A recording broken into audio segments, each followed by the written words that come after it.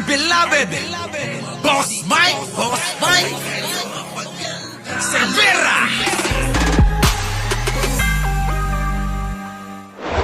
Hirapang mga buwis, pinaghirapan na yaman ng bansa. Dapat managot din ang mga senador na nakaupo ngayon dahil sa pinagtatakpan nila ang katiwalian na ito. Isa silang mga taksil sa taong bayan. Correct. Taksil sa mga mamamayan na bumoto sa kanila. Correct.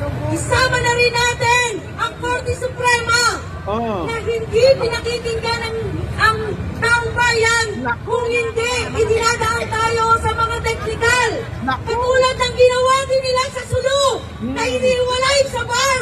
At ginagamit rin ang mga teknikal na mga sinira nila. Ang pagkakaisa ng mga kapatid natin Moro. At sinisira rin nila ngayon ang ating tiwala sa taong bayan na mayroong hustisya. Dahil sa kanilang ginagawa, sa pagtatakip, sama-sama nilang pinagtatakpan ang katiwalian ng kapwa nila. Magnanakaw kapwa nila. Ala ka, magnanakaw kapwa nila. Kapwa magnanakaw, parang ganon. Grabe, no, mga kababayan ko, mga tao ngayon, oo. Kung saan-saan ngayon may pagtitipon, nagkakagulo. Tuloy. Dahil ho kay Sara Duterte. Kurap, alam natin ano ang nasa likod kung bakit ayaw nila nalitisin si Sara Duterte. Bakit? Sapagkat ang confidential funds Ay. at intelligence funds na Ay. meron si Sara, mas doble o triple pa doon kay Marcos at babalik ito sa kanilang lakas. Ang usapin dito. Nako mga kababayan, ano? Tindi. Matindi. Mga kababayan, galit na ho yung mga tao, sa totoo lang. Si Pader! Pwedeng senador, teka kayo! No nga! Ano ang dapat gawin sa mga prostitute na senador? I-rehab tanggalin. Naku. Ano kailangan gawin sa mga teka senador? Turuan tumakbo, maglakad, kumilos. Cheese! Matanda ako sa'yo. Nung panahon ni Gloria Macapagal Arroyo, kasama ka ba doon sa tinatawag na Spice Boys? Kasama! Kasama, Pader! Kasama rin yung isang kumpare ko doon. Sa mga Spice Boys na yun. Kaya lang, yung kumpare ko yung talagang sayang, magaling din yun eh. Rayson, late ka na. O kasama ka sa mga Old Spice?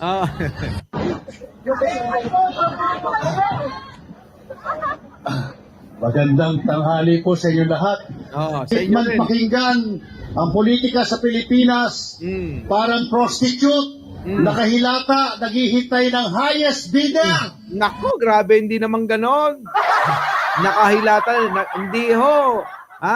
Nasa group chat na ngayon. Ade, high-tech na ngayon. Nasa group chat na yan ngayon. Sis Escudero, are you a prostitute? Hoy, Cheese, pokpok ka raw ba? Pokpok ka? Pokpok ka raw, tinatanong ni Father kung pokpok ka. Are you a prostitute? You 18 senators na binalik sa Kongreso yung ibinigay na sa inyo. Oo nga, yung kasama yung 18. Mga, pokpok daw ba kayo?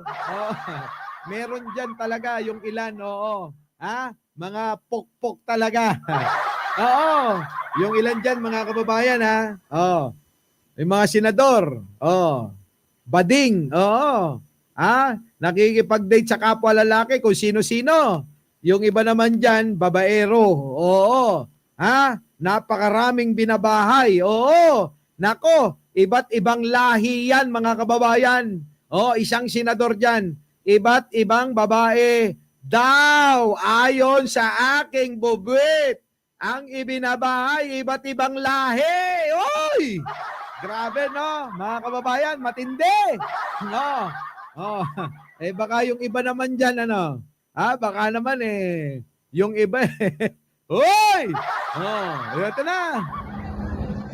Di ba? Ah, May ganyang mga kwento. Sa Amerika si Trump na-involve sa isang prostitute. oo nga. Nanireklamo siya kasi mababa ang kanyang bigay. Pero si Chis Escudero mukhang maganda ang bigay sa'yo. Ay, grabe! Maganda. Maganda raw. Oo, maganda. Grabe, no? Mga kababayan, ano? Matindi. Oo, matindi. Tuloy. Sino kaya ang bugaw ni Chis Escudero? Ay, sino kaya? Baka naman si Jack Ma. Kasi sabi nila si Jack Ma Isa rin daw nambubugaw sabi nila. Di ba sa kwento ni Nino Barsaga? Grabe, no? Oo, nagdadalaw daw ng mga chika bebe diyan sa Malacanang nung panahon ni Digong. Oo, di ba? Matindi talaga. Tuloy. Sino? Sino? Sa tingin nyo, may bugaw yan? Sa tingin nyo, tumanggap yan? Allah ka sa tingin nyo. Mga kababayan, tumanggap yung mga yan? Sa tingin nyo, may nagbugaw dyan? Sabi ni Father yan, hindi ho ako.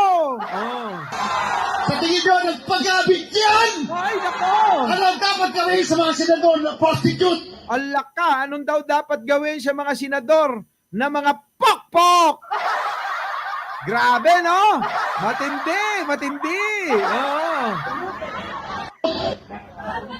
Hindi nila kailangan inventa ang sarili. Allah ka.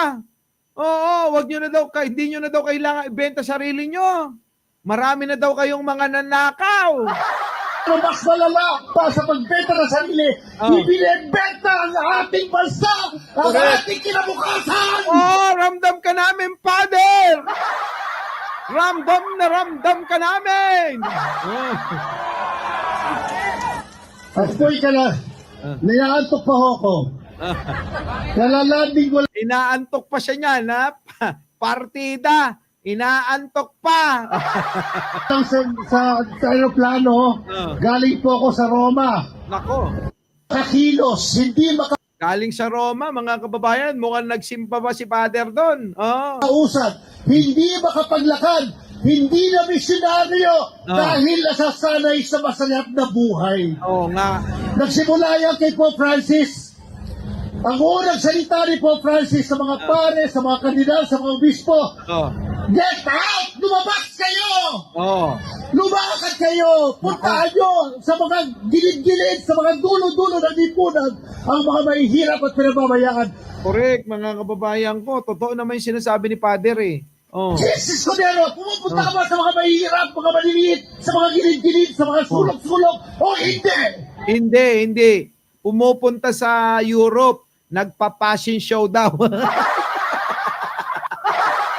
Ay, naka! Nagpa-fashion show! Hindi pumupunta sa mga gedli-gedli yan. Sino pinupuntahan mo? Yung bugaw mo. Kung sino ba ng bugaw mo, Chis? Sino ba daw ba yung bugaw mo, Chis? Grabe, no? Matindi to. Bugaw ka raw. Sino yung bugaw mo, Chis? Sino daw yung bumembang sa'yo? I challenge you. Diyan para sa pagpapaunlad ng kalidad ng edukasyon ng mga kabataang Pilipino. Ginagawa ni Pangulong Bongbong Marcos yan. Si Sara, ninakaw lang. Ngayon, pinatay nila ang impeachment trial sa Senado. Correct, pinatay nilang lahat. Sang-ayong kami sa inyo. Ano to, lokohan? Simpleng logika, may nawalang pera, pero yung kumuha, hindi mananagot. Pwede ba yon? Hindi pwede yon. Diba? Hindi pwede yon, Bambina. Pwede ba yon? Na yung, kita nyo mga kababayan ko, sabi nila, yun daw nagnakaw ng papaya, kulong agad. Samantalang itong mga tulad ni Sara Duterte, nagnakaw sa kaban ng bayan, hindi mapaliwanag kung saan dinala yung mga pera na yan. malaya, pa-travel-travel pa, at kumukuha pa rin ng sweldo, sinasahuran ng taong bayan para mamasyal kung saan-saan, at hindi lang pamamasyal, sinisiraan pa yung ating bayan. Saan naman kayo nakakita ng ganon? Di ba? O, tuloy. Bibigyan ko kayo ng isang pinakang simpleng argumento ng mga manggagawa. Yan. Kami po, Ayan. nung ako ay nagtatrabaho, Oh. may tinatawag na company rules and regulation ang bawat kumpanya. Yan na nga ba sinabi ko, company rules and regulation. Aba, talagang meron talaga yon, matik yun. Oo, hindi ho kumpanya kung walang rules and regulation. Diba? Kenzie Miranda, Kuya Mike, new subscriber po. After watching you yesterday sa The Big Five. Oo, thank you. Ayos ba ako ron? Kenzie Miranda? Mahusay ba yung vlogger na to? Ikaw yung makakapagsabi niyan, hindi ako. Tuloy. Alam ba natin yon? May company rules and regulation. Yun ang batas sa antas ng factory sa pagitan ng manggagawa at ng kumpanya. Correct naman, meron naman talaga yan. Meron. Kapag ang manggagawa ay nakalabag doon sa company rules and regulation, hindi ba yung HR department ang bilis magpapadala ng notice of explanation? Meron kaagad yun. Tapos, notice of explanation.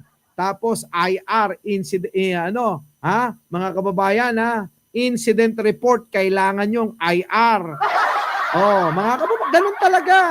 Sige, pasa ng, sabi ko, manager, pasa ng IR, send to my messenger. Ganun agad, mabilis yan. Babasahin ko. Tapos magtatanong ako ng pasikreto sa iba. Siyempre, hindi naman ako basta-basta maniniwala. Kung yung manager may pinapaboran, di ba? Tatawag ako sa iba ng ganito, mga kababayan ko. Tatawag ako, ano ba talaga totoong nangyari? Dudong. Sir, ganito po nangyari. Ikukumpara ko yun sa incident report ni manager. Ngayon, mga kababayan ko, tatawag pa ako, hindi pa ako makukontento. Isa pa uli. Ano ang totoong nangyari? Yun totoo. Kapag kaho, mga kababayan, hindi nagkatugma-tugma yung mga sinasabi niyan, report kayo sa opisina. Bukas na bukas. Ganun, mga kababayan. Di ba? Imelda de Paz, thank you naman po sa mga nanood kahapon. Di ba? Ganun po ang ginagawa. At kapag hindi na-satisfied ang HR sa sagot ng manggagawa, paparusahan siya. Kita nyo, mga kababayan, ako hindi, talagang aking papupuntahin. Ganyan ho ako dati nung araw, mga kababayan.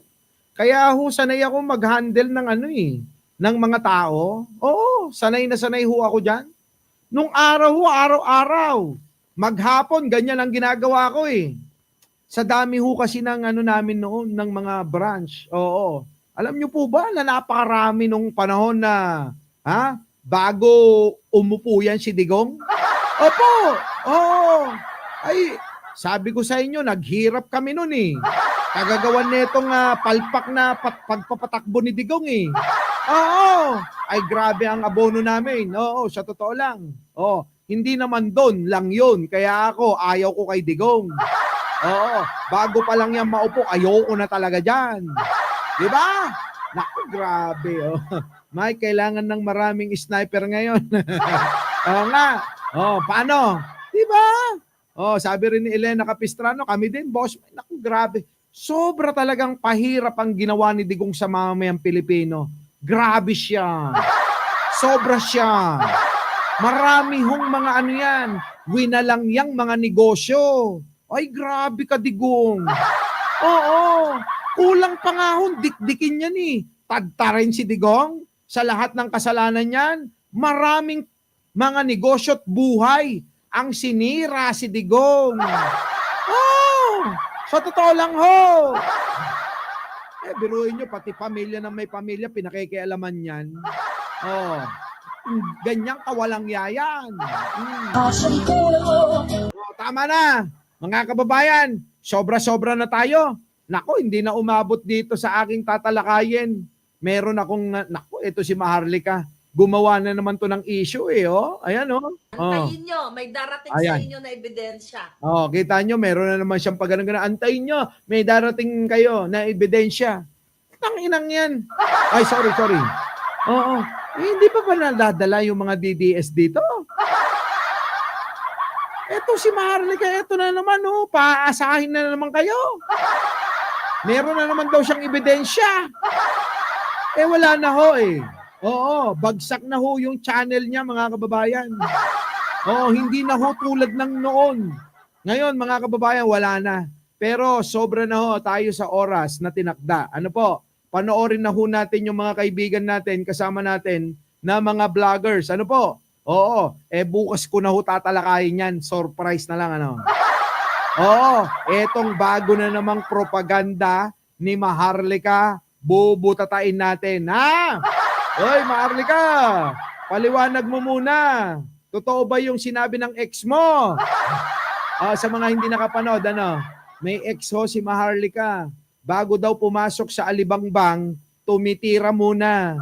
Pampakapal ng mukha, kaya siguro nahasa si Maharlika. Sa kakapalan ng mukha niya. Mga kababayan ko, sa kakapalan ng mukha ni Maharlika, doon nasanay na practice. Bago pumasok sa Alibangbang, tumitira muna. Yan! Muli, mga kababayan, ako po ang inyong lingkod, Mike Cervera po, konting kahilingan. Bago tayo maghiwa-hiwalay, huwag niyong kalimutan na mag-like, mag-share, at mag-subscribe! Our beloved Boss Mike!